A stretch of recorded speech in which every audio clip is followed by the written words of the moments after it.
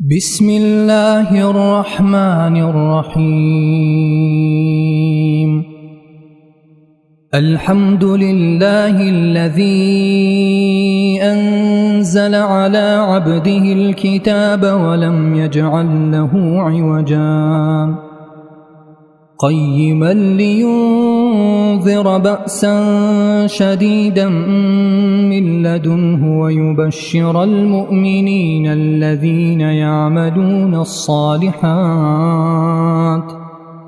ويبشر المؤمنين الذين يعملون الصالحات أن لهم أجرا حسنا ماكثين فيه أبدا وينذر الذين قالوا اتخذ الله ولدا ما لهم به من علم ولا لآبائهم كبرت كلمة تخرج من أفواههم إن يقولون إلا كذبا فلعلك باخع نفسك على آثارهم إن لم يؤمنوا بهذا الحديث أسفا إنا جعلنا ما على الأرض زينة لها لنبلوهم أيهم أحسن عملا وإنا لجاعلون ما عليها صعيدا جرزا أم حسبت أن أصحاب الكهف والرقيم كانوا من آياتنا عجبا إذ أوى الفتية إلى الكهف فقالوا ربنا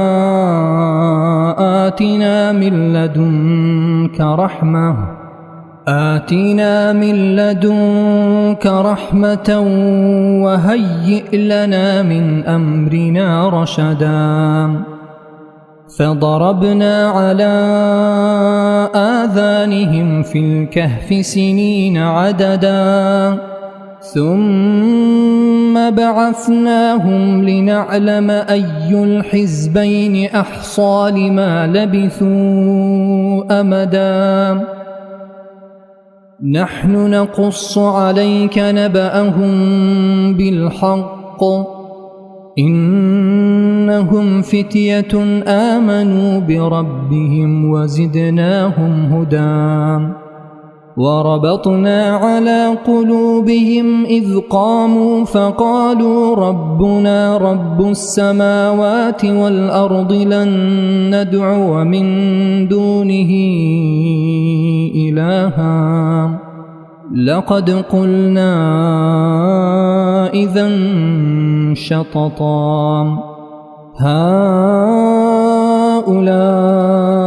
قومنا اتخذوا من دونه آلهة لولا يأتون عليهم بسلطان بين فمن أظلم ممن افترى على الله كذبا وإذ اعتزلتموهم وما يعبدون إلا الله فأووا إلى الكهف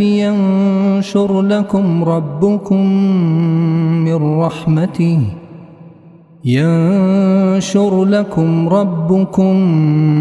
من رحمته ويهيئ لكم من أمركم مرفقا وترى الشمس إذا طلعت تزاور عن كهفهم ذات اليمين وإذا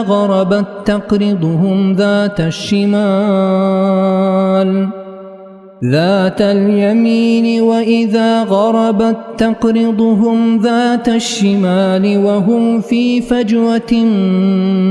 منه ذلك من آيات الله من يهد الله فهو المهتد ومن يضلل فلن تجد له وليا مرشدا وتحسبهم أيقاظا وهم رقود ونقلبهم ذات اليمين وذات الشمال وكلبهم باسط ذراعيه بالوصيد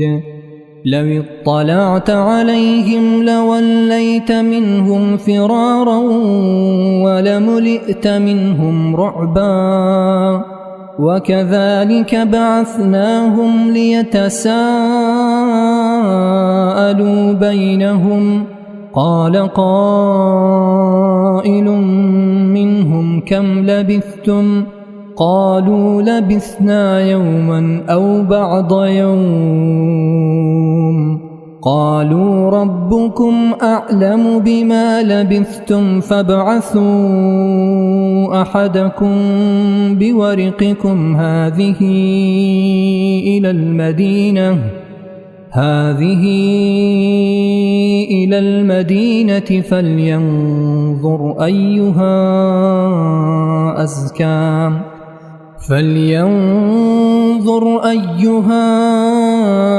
أزكى طعاما فليأتكم برزق منه وليتلطف ولا يشعرن بكم أحدا إنهم إن يظهروا عليكم يرجموكم أو يعيدوكم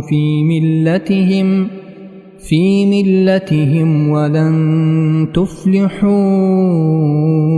إذن أبدا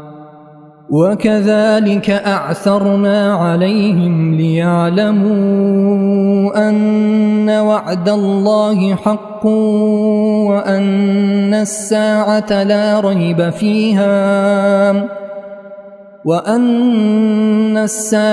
لا ريب فيها إذ يتنازعون بينهم أمرهم فقالوا ابنوا عليهم بنيانا ربهم أعلم بهم قال الذين غلبوا على أمرهم لنتخذن عليهم مسجدا سيقولون ثلاثة رابعهم كلبهم ويقولون خمسة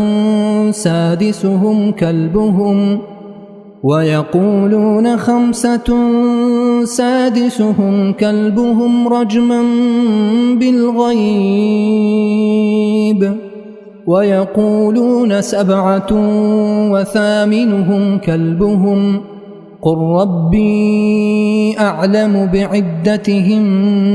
ما يعلمهم إلا قليل فلا تمار فيهم إلا مراء ظاهرا ولا تستفت فيهم منهم أحدا ولا تقولن لشيء إني فاعل ذلك غدا إلا أن يشاء الله واذكر ربك إذا نسيت وقل عسى أن يهديني ربي لأقرب من هذا رشدا ولبثوا في كهفهم 300 سنين وازدادوا 9 قل الله أعلم بما لبثوا له غيب السماوات والأرض أبصر به وأسمع ما لهم من دونه من ولي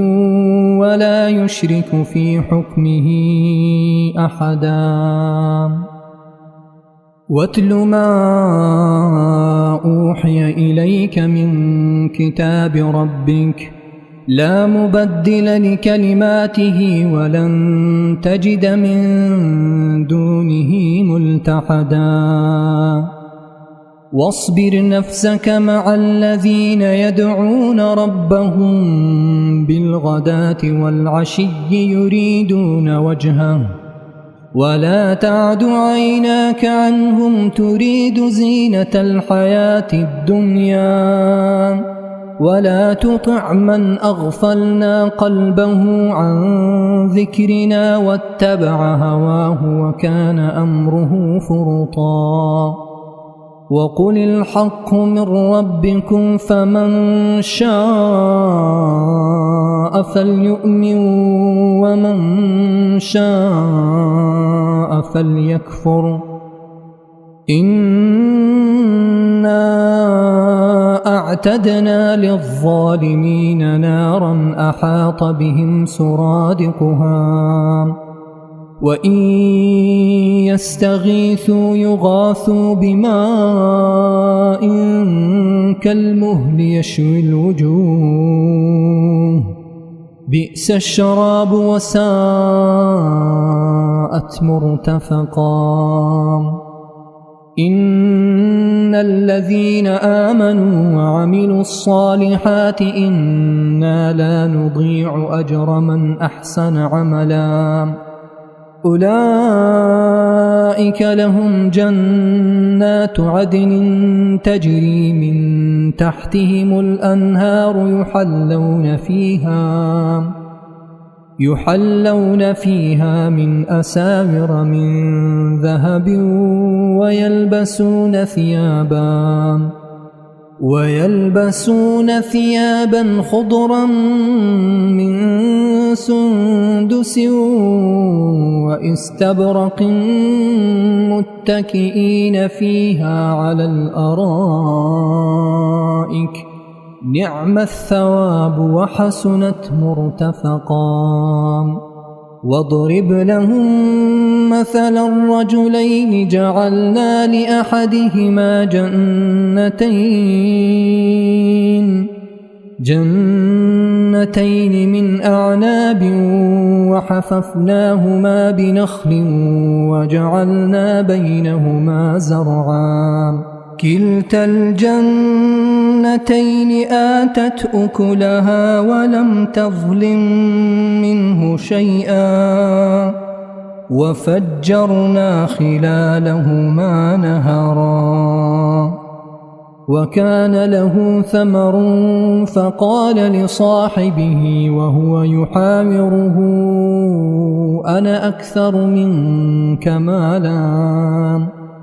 أنا أكثر منك مالا وأعز نفرا ودخل جنته وهو ظالم لنفسه قال ما أظن أن تبيد هذه أبدا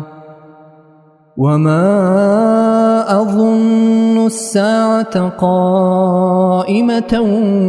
ولئن رددت إلى ربي لأجدن خيرا منها منقلبا قال له صاحبه وهو يحاوره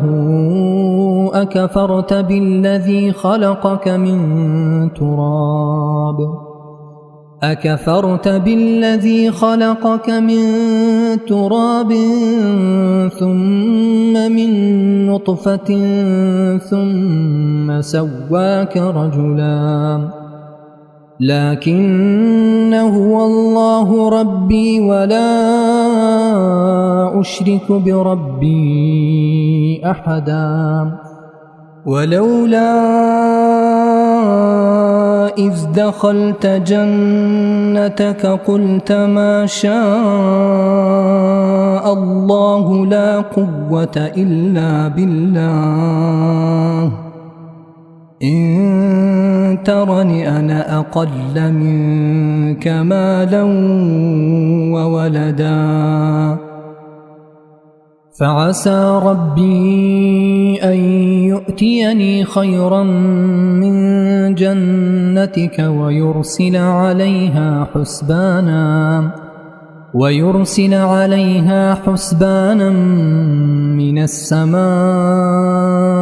فتصبح صعيدا زلقا أو يصبح ماؤها غورا فلن تستطيع له طلبا وأحيط بثمره فأصبح يقلب كفيه على ما أنفق فيها وهي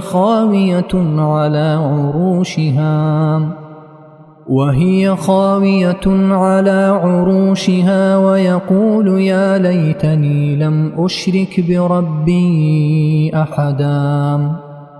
ولم تكن له فئة ينصرونه من دون الله وما كان منتصرا هنالك الولاية لله الحق هو خير ثوابا وخير عقبا واضرب لهم مثل الحياة الدنيا كماء أنزلناه من السماء فاختلط به نبات الأرض فأصبح هشيما تذروه الرياح وكان الله على كل شيء مقتدرا المال والبنون زينة الحياة الدنيا والباقيات الصالحات خير عند ربك ثوابا وخير أملا ويوم نسير الجبال وترى الأرض بارزة وحشرناهم فلم نغادر منهم أحدا وعرضوا على ربك صفا لقد جئتمونا كما خلقناكم أول مرة بل زعمتم أن لن نجعل لكم موعدا ووضع الكتاب فترى المجرمين مشفقين مما فيه ويقولون يا ويلتنا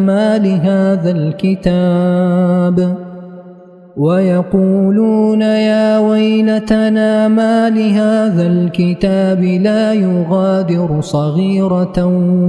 ولا كبيرة إلا أحصاها ووجدوا ما عملوا حاضرا ولا يظلم ربك أحدا وإذ قلنا للملائكة اسجدوا لآدم فسجدوا إلا إبليس كان من الجن ففسق عن أمر ربه أفتتخذونه وذريته أولياء من دوني وهم لكم عدو بئس للظالمين بدلا ما أشهدتهم خلق السماوات والأرض ولا خلق أنفسهم وما كنت متخذ المضلين عضدا ويوم يقول نادوا شركائي الذين زعمتم فدعوهم فلم يستجيبوا لهم وجعلنا بينهم موبقا ورأى المجرمون النار فظنوا أنهم مواقعوها ولم يجدوا عنها مصرفا ولقد صرفنا في هذا القرآن للناس من كل مثل وكان الإنسان أكثر شيء جدلا وما منع الناس أن يؤمنوا إذ جاءهم الهدى الهدى ويستغفروا ربهم إلا أن تأتيهم سنة الأولين أو يأتيهم العذاب قبلا وما نرسل المرسلين إلا مبشرين ومنذرين ويجادل الذين كفروا بالباطل ليدحضوا به الحق واتخذوا آياتي وما أنذروا هزوا ومن أظلم ممن ذكر بآيات ربه فأعرض عنها ونسي ما قدمت يداه إنا جعلنا على قلوبهم أكنة أن يفقهوه وفي آذانهم وقرا وإن تدعهم إلى الهدى فلن يهتدوا إذن أبدا وربك الغفور ذو الرحمة لو يؤاخذهم بما كسبوا لعجل لهم العذاب بل لهم موعد لن يجدوا من دونه موئلا وتلك القرى أهلكناهم لما ظلموا وجعلنا لمهلكهم موعدا وإذ قال موسى لفتاه لا أبرح حتى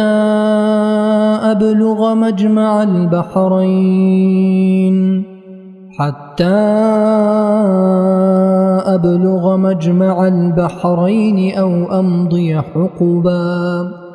فلما بلغا مجمع بينهما نسيا حوتهما فاتخذ سبيله في البحر سربا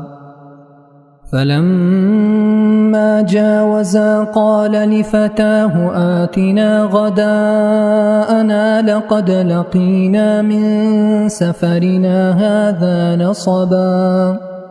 قال أرأيت إذ أوينا إلى الصخرة فإني نسيت الحوت وما أنسانيه إلا الشيطان أن أذكره واتخذ سبيله في البحر عجبا قال ذلك ما كنا نبغي فارتدا على آثارهما قصصا فوجدا عبدا من عبادنا آتيناه رحمة من عندنا وعلمناه من لدنا علما قال له موسى هل أتبعك على أن تعلمني مما علمت رشدا قال إنك لن تستطيع معي صبرا وكيف تصبر على ما لم تحط به خبرا قال ستجدني إن شاء الله صابرا ولا أعصي لك أمرا قال فإن اتبعتني فلا تسألني عن شيء حتى أحدث لك منه ذكرا فانطلقا حتى إذا ركبا في السفينة خرقها قال أخرقتها لتغرق أهلها لقد جئت شيئا إمرا قال ألم أقل إنك لن تستطيع معي صبرا قال لا تؤاخذني بما نسيت ولا ترهقني من أمر عسرا فانطلقا حتى إذا لقيا غلاما فقتله قال أقتلت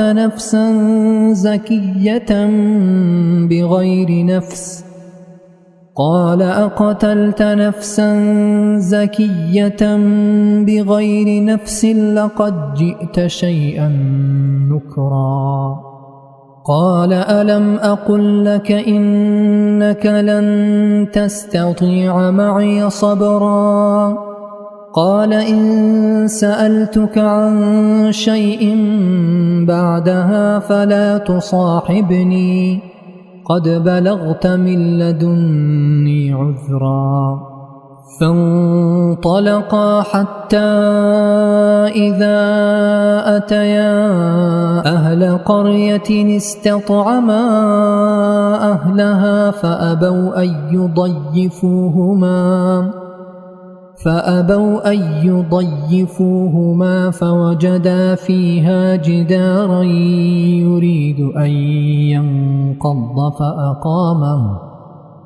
فوجدا فيها جدارا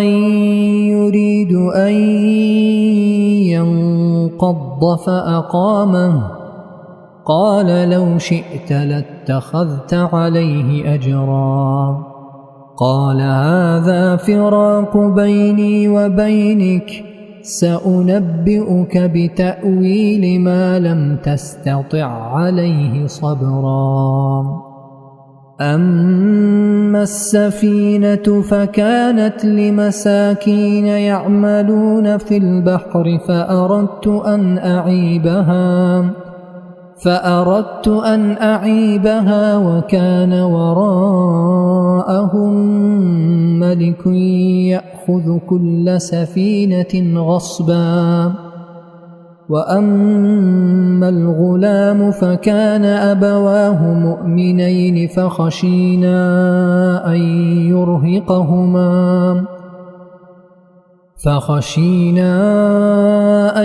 يرهقهما طغيانا وكفرا فأردنا أن يبدلهما ربهما خيرا منه زكاة وأقرب رحما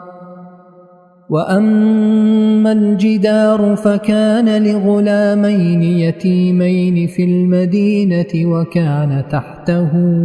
كنز لهما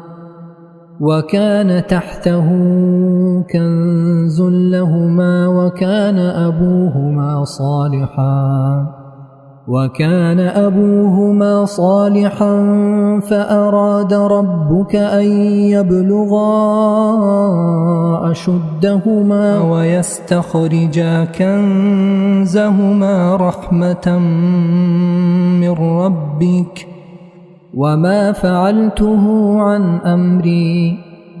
وما فعلته عن أمري ذلك تأويل ما لم تسطع عليه صبرا ويسألونك عن ذي القرنين قل سأتلو عليكم منه ذكرا إنا مكنا له في الأرض وآتيناه من كل شيء سببا فأتبع سببا حتى إذا بلغ مغرب الشمس وجدها تغرب في عين حمئة ووجد عندها قوما قلنا يا ذا القرنين إما أن تعذب وإما أن تتخذ فيهم حسنا قال أما من ظلم فسوف نعذبه ثم يرد إلى ربه فيعذبه عذابا نكرا وأما من آمن وعمل صالحا فله جزاء الحسنى وسنقول له من أمرنا يسرا ثم أتبع سببا حتى إذا بلغ مطلع الشمس وجدها تطلع على قوم لم نجعل لهم من دونها سترا كذلك وقد أحطنا بما لديه خبرا ثم أتبع سببا حتى إذا بلغ بين السدين وجد من دونهما قوما لا يكادون يفقهون قولا قالوا يا ذا القرنين إن يأجوج ومأجوج مفسدون في الأرض فهل نجعل لك خرجا على أن تجعل بيننا وبينهم سدا قال ما مكني فيه ربي خير فأعينوني بقوة أجعل بينكم وبينهم ردما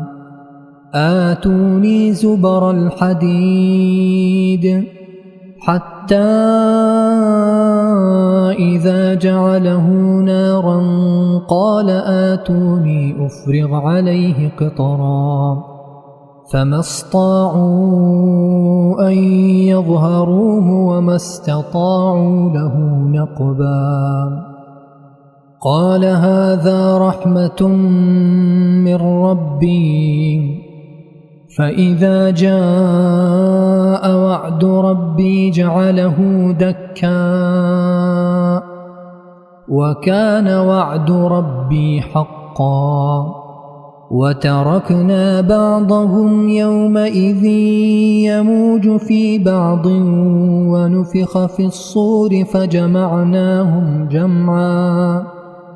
وعرضنا جهنم يومئذ للكافرين عرضا الذين كانت أعينهم في غطاء عن ذكري وكانوا لا يستطيعون سمعا أفحسب الذين كفروا أن يتخذوا عبادي من دوني أولياء إنا أعتدنا جهنم للكافرين نزلا قل هل ننبئكم بالأخسرين أعمالا الذين ضل سعيهم في الحياة الدنيا وهم يحسبون أنهم يحسنون صنعا أولئك الذين كفروا بآيات ربهم ولقائه فحبطت أعمالهم فلا نقيم لهم يوم القيامة وزنا ذلك جزاؤهم جهنم بما كفروا واتخذوا آياتي ورسلي هزوا إن الذين آمنوا وعملوا الصالحات كانت لهم جنات الفردوس نزلا خالدين فيها لا يبغون عنها حولا قل لو كان البحر مدادا لكلمات ربي لنفد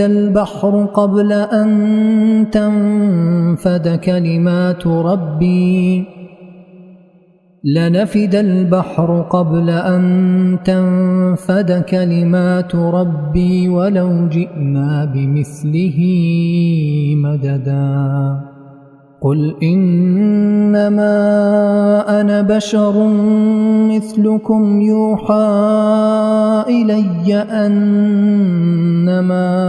إلهكم إله واحد فمن كان يرجو لقاء ربه فليعمل عملا صالحا ولا يشرك بعبادة ربه أحدا.